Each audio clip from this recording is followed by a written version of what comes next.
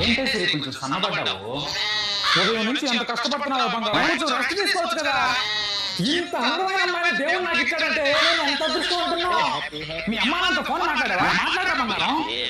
ఇదే శాంతి మంత్రాలు. పెళ్ళైన మగాడు ప్రతిరోజు ఈ మంత్రాలు జపించాడంటే ఈ ఇంట్లో గొడవలే ఉండవు. శాంతం ప్రశాంతం నమస్కారం.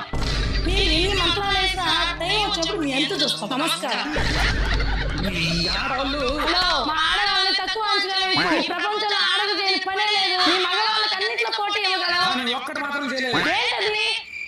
చెప్పండి. బిజినెస్ జాబా ఏం చేయమంటారు? చెప్పండి. మాట్లాడకుండా సైలెంట్ ఉండండి.